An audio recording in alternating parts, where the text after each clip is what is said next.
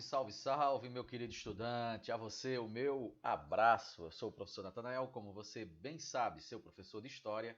E hoje nós vamos iniciar um debate aqui sobre a Primeira Guerra Mundial.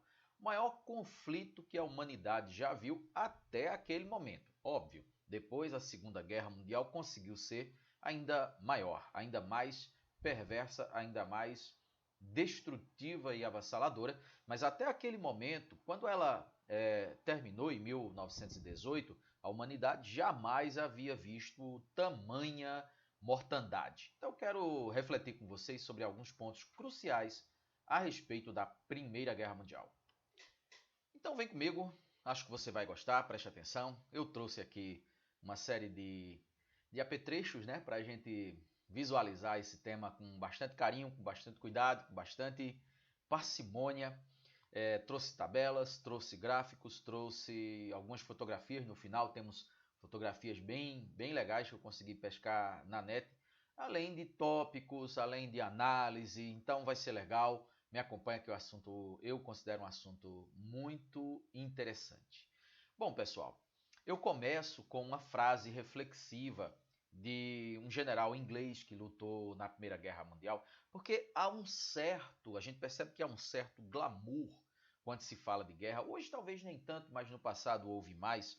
Quando se trata de guerra, muitas vezes as pessoas afloram o nacionalismo, aflora a xenofobia, depois vocês vão entender direitinho o que é isso. Aflora um sentimento patriótico, aflora um sentimento de união. E na verdade, quem está de fora pode muito bem sentir isso e até romantizar as coisas, mas quem está dentro, né, quem participa de uma guerra, quem vivencia os horrores de uma guerra, certamente tem uma visão um pouco diferente. O general William Sherman, ele disse sobre os combates da Primeira Guerra Mundial, ele falou assim: somente aqueles que nunca deram um tiro, nem ouviram os gritos e os gemidos dos feridos, é que chamam por sangue, vingança e mais desolação. A guerra é um inferno. Nada mais conclusivo, nada mais resumido e ao mesmo tempo abrangente para a gente designar, desglamorizar, né? Desnudar esse efeito que muitas vezes a guerra pode causar nas pessoas que estão do lado de fora. Porque quem está do lado de dentro presenciando os horrores da guerra nunca mais esquece. Realmente a coisa é complicada, né, gente? Um pouco mais complexa do que o que a gente imagina. Bom, então eu preparei aqui também para vocês um resuminho, alguns tópicos sobre as causas, não é, que levaram, que desencadearam a Primeira Guerra Mundial. Mas antes, eu gostaria de falar um pouquinho só a respeito de um historiador muito importante, marxista, falecido há cerca de 10 anos atrás, que é o Erich Hobsbawm. Hobsbawm, ele escreveu pelo menos uma trilogia essencial na história, que é a Era dos Extremos, a Era do Capital e a Era das Revoluções. Não necessariamente nessa ordem. É uma trilogia muito importante para quem estuda história, e ele se referiu à Primeira Guerra Mundial como sendo a guerra total. O que ele quis dizer, o que Hobsbawm quis dizer com guerra total? Guerra total no sentido de que começou a morrer mais civis do que militares. O que se espera numa guerra é que quem vá para a guerra morra quem está nas suas casas, em abrigos, nas zonas urbanas, né, esteja supostamente a salvo de morrer por conta desse conflito. Mas na Primeira Guerra Mundial aconteceu pela primeira vez, isso se repetirá na Segunda Guerra Mundial, infelizmente, ocorreu o inverso, quer dizer, morreu mais gente nas zonas urbanas, civis, não militares, eu, você, do que propriamente quem foi para a linha de combate, em função de uma nova arma, até então não utilizada ainda em combate, que foi exatamente o avião como arma de guerra em bombardeios aéreos em áreas urbanas, ok? Então isso é importante. Guerra total. Mas vamos dar uma olhadinha aqui nos tópicos que eu coloquei como sendo os essenciais para a gente entender as causas, quer dizer, os movimentos que desencadearam a guerra. Eu coloco aqui o imperialismo como sendo o primeiro, ele até está em destaque ao segundo que eu coloquei aqui, já numa cor diferente, por conta do destaque que a gente tem que dar realmente ao imperialismo. O imperialismo do século XIX, comecinho do século XX, ele desencadeia disputas, rivalidades, tanto por áreas de influência, áreas fornecedoras de matérias-primas, áreas fornecedoras de, ou melhor dizendo, consumidoras dos produtos e também áreas que absorvessem o excedente populacional, conforme nós trabalhamos em um vídeo anterior. Então, esse é um embrião, de fato, o caldo, né, que vai gestar, que vai gerar a Primeira Guerra Mundial. Paralelamente a isso, nós podemos associar outros elementos secundários que de fato também têm sua parcela de contribuição. Eu coloquei aqui o revanchismo francês porque em 1870, 1871, houve a chamada Guerra Franco-Prussiana, onde os franceses perderam os territórios de Alsácia e Lorena, territórios limítrofes entre a França e a Alemanha, territórios ricos em carvão, mineral, em outros minérios importantes naquele momento de pujança industrial. E essa perda territorial gerou nos franceses um sentimento de vingança, digamos assim, não é? O que contribui, quando a guerra se inicia, para uma união entre o povo francês contra os alemães. Tudo isso são elementos secundários que vão contribuir para um sentimento positivo acerca da guerra. O pan-eslavismo também não pode ser deixado de lado. O Império Austro-Húngaro era um império dos mais poderosos da Europa naquele começo do século XX, só que ele era uma coxa de retalhos, quer dizer, era um conjunto de povos, de etnias e de culturas que eram colocados dentro do mesmo império, o Império Austro-Húngaro, à força, né, ao fio da espada, sob a mira do canhão. E muitos desses povos no interior do Império Austro-Húngaro, como os eslavos, os sérvios e outras etnias, queriam a independência. Não eram austríacos, nem eram húngaros, do ponto de vista étnico, mas estavam dentro do Império por força do canhão, né? Pelo uso, a coerção, a violência, e queriam a independência. E é exatamente dentro desse Império que vai acontecer um atentado terrorista em julho de 1914, que vai realmente desencadear a guerra. O nacionalismo exacerbado, quer dizer, exagerado, proporcionando sentimento de ódio ao outro. É como esse outro motivo que eu coloquei aqui, a questão da xenofobia, ok? Então isso gera um ódio ao estrangeiro, o ódio a minorias e o ódio ao que vem de fora como sendo culpado pelas mazelas do país. Eu vou dar um exemplo aqui pra gente. Digamos que alguns anos atrás, no Brasil, nós recebemos levas de haitianos, imigrantes haitianos, que entraram até, muitos deles clandestinamente, fugindo da pobreza, da guerra civil, etc. Se você começa a culpar, você enquanto brasileiro, né? Começa a culpar os haitianos pela falta de empregos, por estar tomando as vagas de emprego dos brasileiros, ou por trazer epidemias, ou por causar qualquer distúrbio social, ou por proporcionar um processo de favelização acentuado nas cidades brasileiras, ou qualquer outro problema. Isso é o que a gente chama de xenofobia, né? Procurar no outro, no estrangeiro, no imigrante, a causa dos seus problemas, enquanto país, enquanto povo, enquanto nação. Então, isso é um sentimento xenofóbico, como a gente chama. Todos esses ingredientes eles vão engrossar, né, esse caldo que fervilha naquela segunda década do século XX, explodindo e desencadeando a Primeira Guerra Mundial. A coisa era tão assintosa que já se formavam alianças militares pelo menos 10 anos antes da guerra. Já se começava a costurar a chamada Tríplice Entente, a chamada Tríplice Aliança. Dado o grau de disputa entre as potências europeias, uma guerra era vista como praticamente inevitável. Então se aliou a Alemanha, o Império Austro-Húngaro e o Império Turco-Otomano.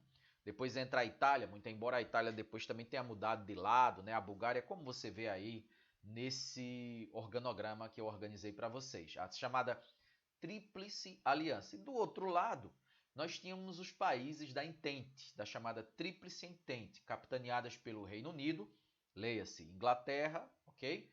França, Rússia, mas posteriormente engrossada aí também com os Estados Unidos e até mesmo o Brasil, a partir de 1917 também, entrando nesse conflito. Eu trago aqui alguns dados básicos para você compreender o horror da guerra.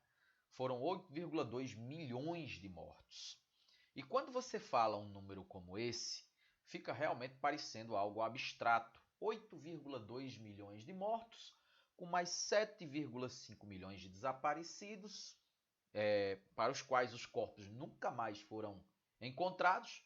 Quando você junta os dois, dá mais de 15 milhões, 15,7 milhões, né, partindo para 16 milhões. Isso soa de uma abstração assim incrível, né? Mas dizia Stalin, ditador Stalin, do século XX, da União Soviética, ele dizia o seguinte: a morte de um é uma tragédia, mas a morte de milhões é uma estatística. O que Stalin quis dizer? A morte de um é uma tragédia, mas a morte de milhões é uma estatística. O que ele quis dizer com isso? Quando morre um, nós nos compadecemos mais, muitas vezes, do que quando morre milhões, ou milhares, enfim. Exatamente porque com esse um que morreu, nós sabemos o nome, é divulgado muitas vezes a família, de onde veio, a origem, a história, os sonhos que foram interrompidos, né? A trajetória daquela pessoa, etc. Quando é milhões, mesmo sendo milhares, ou até mesmo centenas, nós não temos informação nenhuma sobre aquelas pessoas. Fica só o número. Fica só o dado frio. Fica só a estatística. E aí o compadecimento muitas vezes é até menor. Foi isso que Stalin quis dizer ao se referir a essa frase que eu acabei de citar. Então, 20 milhões, 20,9, praticamente 21 milhões de feridos, muitos deles mutilados e inválidos para o resto da vida, alguns fisicamente e outros psicologicamente. Então, como eu disse, é uma guerra que até então a humanidade ainda não tinha vivenciado.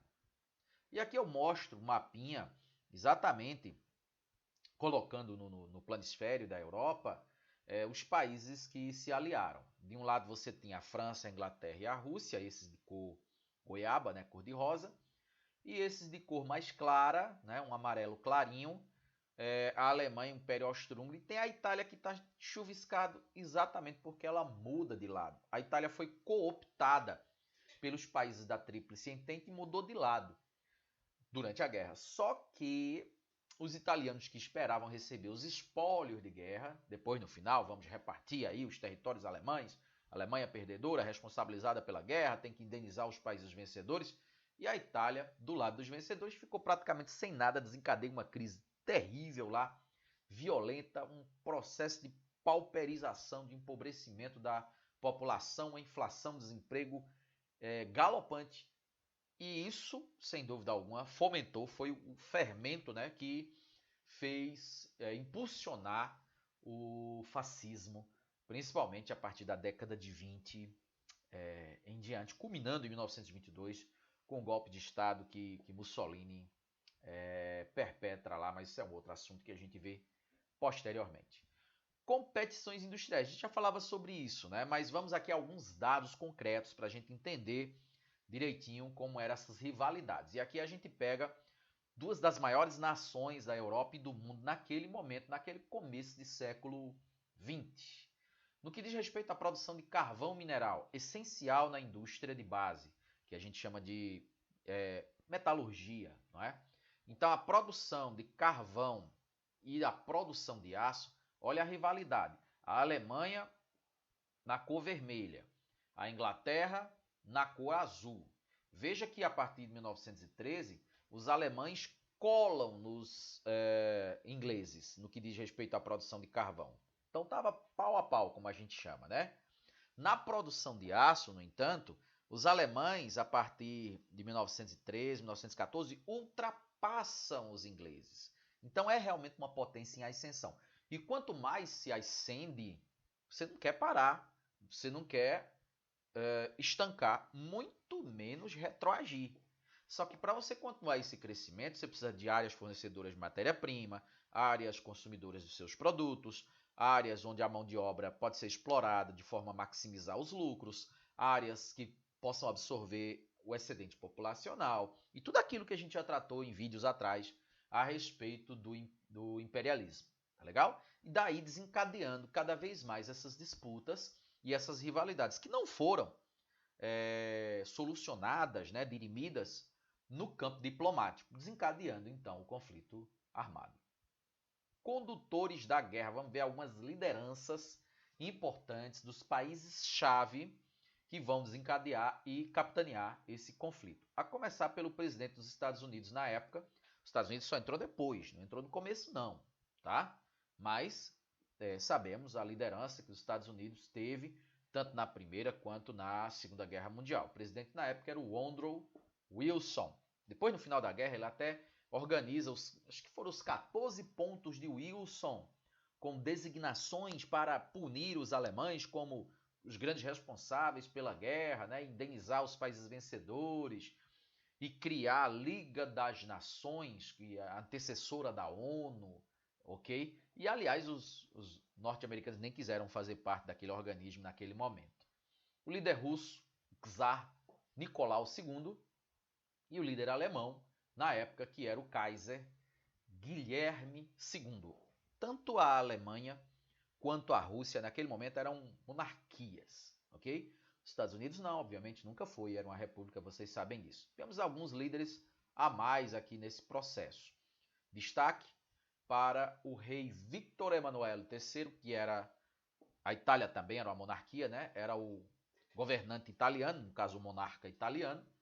Destaque aqui também para o grande general inglês Herbert Kitchener. Destaque para o Lord George, primeiro-ministro da Inglaterra, da Grã-Bretanha naquele momento.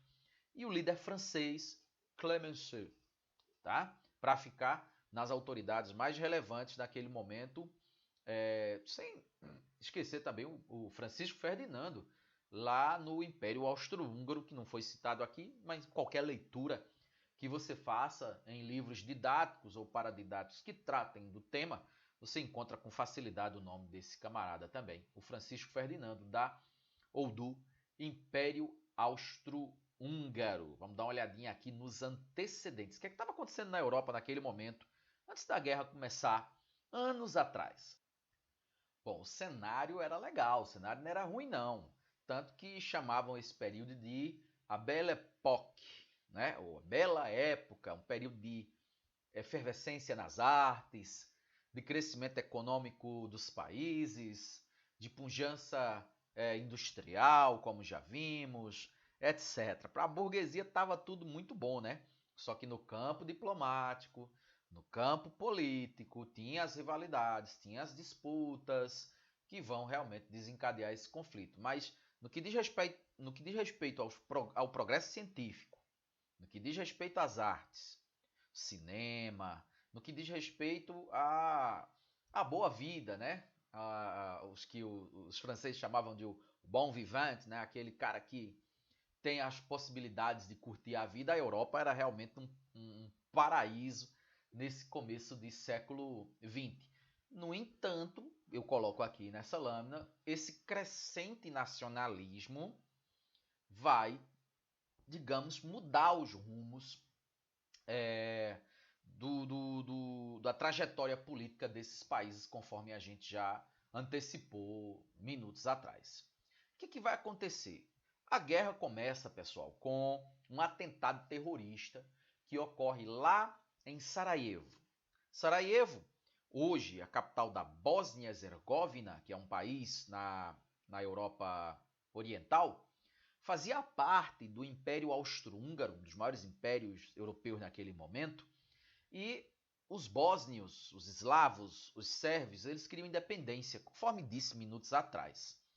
Acontece que o Império Austro-Húngaro não queria que nenhuma parte do seu império se separasse. Olha só a lógica.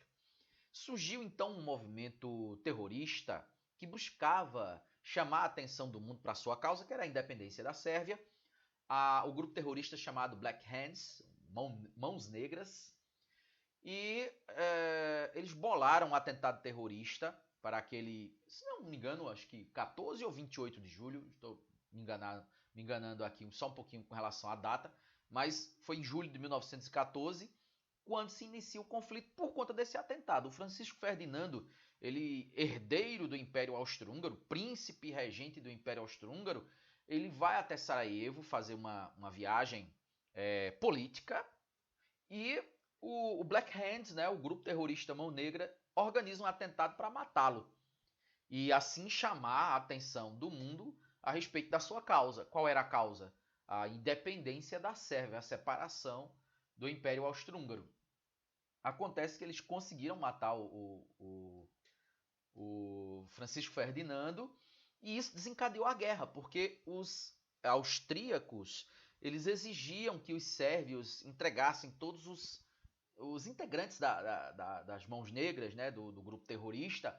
Os russos interviram porque os russos ambicionavam se apoderar daquela região e, consequentemente, ter uma saída para o mar Mediterrâneo, e o mar Mediterrâneo levava para o Oriente Médio, e era no Oriente Médio que estava o petróleo, e está até hoje, então era a região estratégica, né, cobiçada pelos russos naquele momento. A interferência dos russos não foi vista com bons olhos, o Império Austro-Húngaro decreta a guerra à Rússia, só que a Rússia tinha aliados, não é? A Rússia tinha a Grã-Bretanha, a Rússia tinha a França, que partem para ajudar o aliado e declaram guerra ao Império Austro-Húngaro, que também tinha os seus aliados, que era, no caso, o Império Turco-Otomano e também a Alemanha, também a Itália, mas a Itália depois mudou de lado, como eu disse. Então isso foi o gatilho, né? Foi aquela peça de dominó que você derruba a primeira e sai a fileira, todos caindo em seguida, o chamado efeito cascata, né? Ou também efeito dominó, desencadeando a Primeira Guerra Mundial a partir dali. Tendo início a guerra, essencialmente europeia, mas é também chamada de Guerra Mundial, pessoal, é importante dizer, porque vai pouco a pouco englobando outras regiões do mundo. Entra a África, porque boa parte da África era colônia dos países europeus.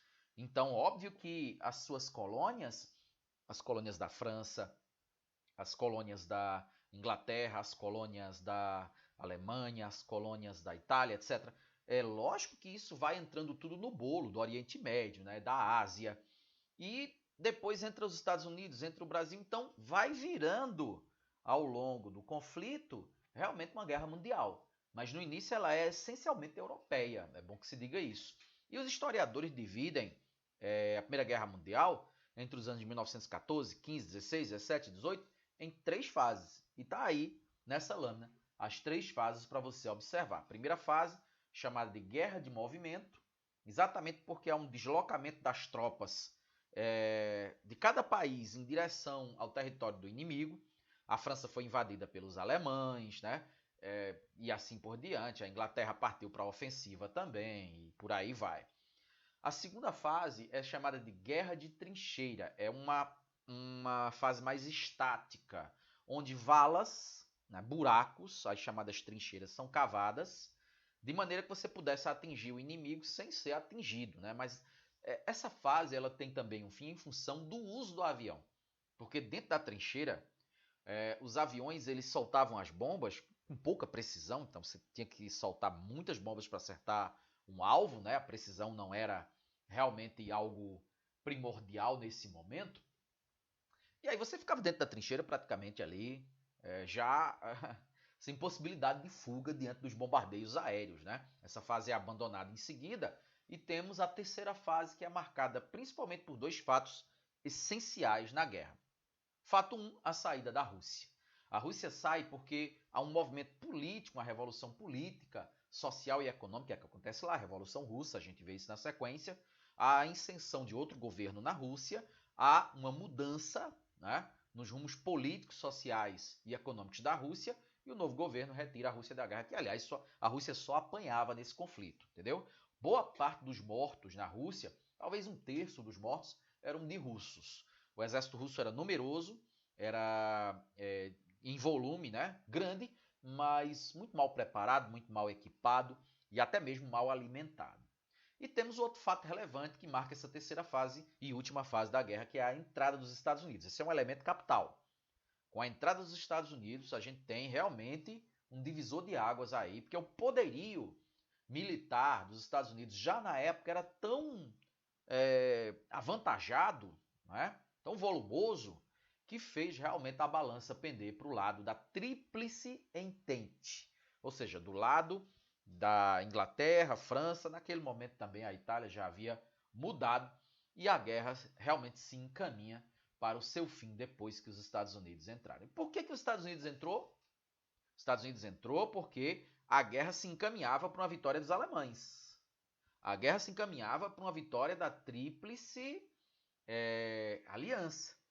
No entanto, os Estados Unidos, que tinham vendido armas, munição, alimento, outros equipamentos, insumos para os ingleses. Se os ingleses perdem, se os franceses perdem, o prejuízo para os Estados Unidos, o prejuízo financeiro era muito grande, porque os países perdedores não teriam condições, dado o momento de reconstrução que tinha que ter, não teriam condições de saldar essas dívidas gigantescas com os Estados Unidos. Então, o Woodrow Wilson praticamente avaliou ali que seria um prejuízo maior deixá-los perder do que os Estados Unidos entrarem na guerra ajudando eles a ganhar, porque eles podiam, inclusive, participar do processo de reconstrução da Europa, ganhando muito dinheiro, emprestando dinheiro, as empresas norte-americanas atuando nesse processo de reconstrução. Então foi uma jogada não apenas política, foi, antes de mais nada, uma jogada econômica, né, dos Estados Unidos. Os Estados Unidos não dá murro em ponta de faca e acabou entrando aí na guerra, de fato, por opções econômicas, julgando ser um prejuízo maior deixar a Entente perder do que entrar e ajudá-los a ganhar. Ok? Entendido essa parte? Então sigamos adiante que eu tenho mais tópicos, mais coisas aqui para apresentar para vocês. Fase de definição. Como eu disse, esse último momento aí da guerra. O que é que vai acontecer? A dissolução, o dissolvimento, né?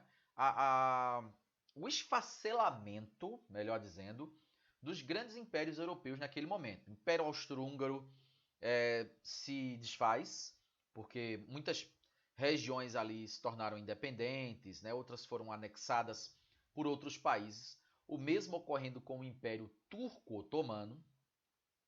Da Tríplice Aliança restou a Alemanha na guerra, que sozinha também não vai conseguir muito adiante. Aliás, a Alemanha perdeu inclusive parte do seu próprio território, não apenas suas colônias. Né? A Alemanha invadida, sitiada, quer dizer, cercada, né?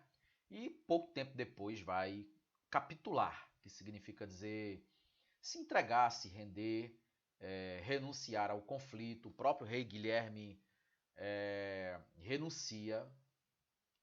E aí nós temos em 1918, no mês de novembro, a proclamação da República de Weimar. A Alemanha deixa de ser uma monarquia, passa a ser uma república, vai durar pouco tempo, né? Nos anos 30, os nazistas recolocam Berlim como capital e incendeiam ali um processo de reestruturação da Alemanha, mas os anos 20, que é a década seguinte, depois da Primeira Guerra Mundial, para os alemães foi realmente terrível, de muita inflação, fome e instabilidade política. Diz aqui, ó, a República de Weimar, essa observação que eu coloquei, durou até 1933, conforme eu disse, né, os nazistas ali impuseram um sistema ditatorial a partir daquele momento em diante. E os países da Tríplice Aliança saem por cima aí da carne seca, inclusive forçando os alemães a assinarem o famoso Tratado de Versalhes. E esse tratado ele foi extremamente cruel no sentido da rigorosidade com que os alemães foram tratados, no sentido de indenizar e de serem culpabilizados pelo conflito. Eu coloco aqui alguns pontos que merecem a nossa análise, a nossa apreciação.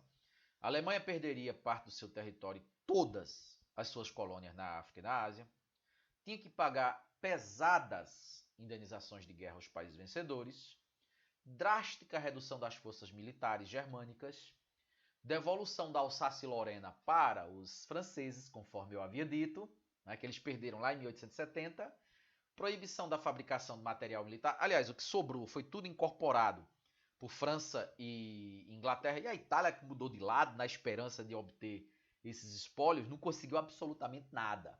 Isso é curioso. O governo alemão foi impelido a assumir a culpa, né, e com isso ter toda essa gama de imposições e de sanções que foi imposto aí a partir de 1919. Bom, então foi isso. E aí o que é que eu trago para finalizar? As consequências da guerra, né? E são muitas as consequências. Coloquei aqui algumas. O deslocamento dessa hegemonia, dessa supremacia europeia, exatamente da Europa Central para os Estados Unidos da América. A partir daí, você tem uma ascensão, tanto em grau econômico, militar, como também diplomático, político dos Estados Unidos da América como potência mundial. No plano demográfico, cerca de 14 a 15 milhões de mortos, 20 milhões de mutilados, e isso traz consequências seríssimas para a economia, né? Além das perdas no campo emocional, no campo humanitário, né? O desastre, no campo econômico, tantas vidas perdidas, inclusive de pessoas em idade de trabalho, né? Óbvio que o impacto econômico é gravíssimo, é seríssimo, não pode ser descartado.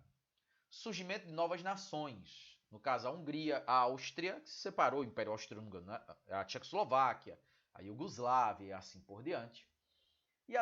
Muitas dessas nações nem existem mais hoje, também já passaram por processos internos de ruptura e de separação. É o caso da Tchecoslováquia, da Iugoslávia.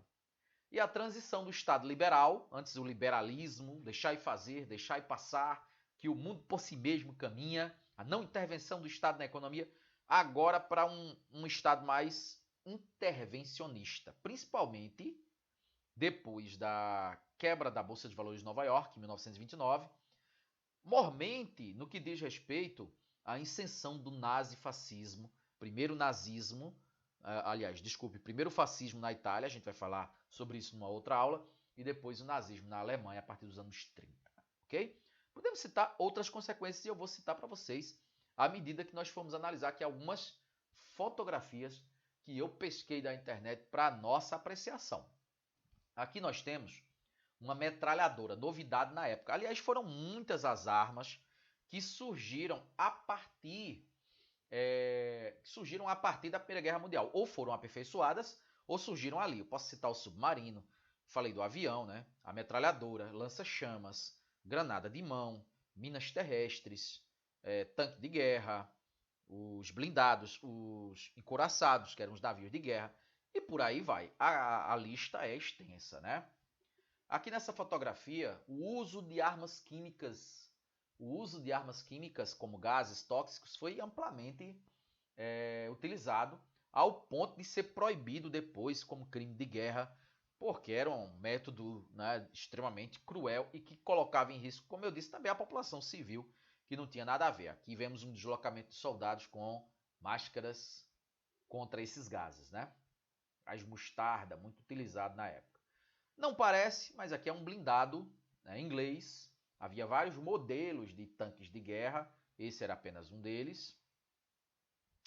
E aqui a gente visualiza o Francisco Ferdinando na sua viagem a Sarajevo, em julho de 1914, o atentado que exatamente desencadeou o conflito, que a gente chama de estopim, né? A fagulha, tá? O pretexto que faltava para a guerra começar exatamente depois da morte desse homem aqui, de roupa clara, ao centro da fotografia, o Francisco Ferdinando, herdeiro do trono do Império Austro-Húngaro, visitando Sarajevo, que queria se separar do Império Austro-Húngaro, foi morto no atentado e isso desencadeou propriamente dita a guerra, né? O que mais nós trazemos aqui? Uma fotografia de um soldado inglês com máscara de gás lançando uma granada de mão ele está dentro de uma trincheira, né? E lança rumo ao seu inimigo uma granada de mão. Diferentemente da parte da Segunda Guerra Mundial, que as granadas elas ganharam um formato mais de ovo, não é? Tal qual como conhecemos hoje, na Primeira Guerra Mundial era uma espécie de um bastão, ok? Mas muito fácil de ser carregado e manuseado. A granada de mão, uma vez acionada, ela explodia segundos depois e você arremessava em direção ao seu oponente. Outra, anúncio nos jornais aqui do Brasil que o nosso país tinha entrado na guerra. Tá? A participação do Brasil ela é bastante modesta. Ela ficou, mas por uma pressão dos Estados Unidos, né? E ficou restrita ao patrulhamento do Atlântico Norte. Nós não tivemos assim soldados envolvidos em combates de forma mais direta, e sim um patrulhamento do Oceano Atlântico, na porção norte do Oceano Atlântico, junto com outras embarcações aliadas. E aqui, fotografia de um combate aéreo. Aliás, o mais importante combatente aéreo da Primeira Guerra Mundial foi, sem dúvida alguma, o Manfred von Richthofen, conhecido como o Barão Vermelho, devido ao seu título de nobreza e devido principalmente ao seu avião pintado na cor vermelha, um ás dos ares dos combates aéreos na Primeira Guerra Mundial. Duas fotografias para finalizar a nossa exposição, que é inclusive uma das muitas consequências da guerra. A entrada, a mais penetração das mulheres no mercado de trabalho, em função exatamente da ocupação dos homens na guerra.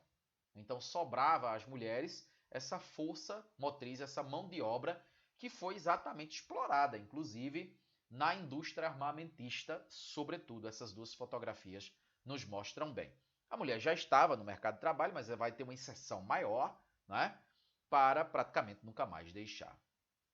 E é isso. Finalizamos a nossa exposição de hoje. Muito obrigado a você que acompanhou até aqui. Até a próxima. Vamos estudar, porque o assunto é legal.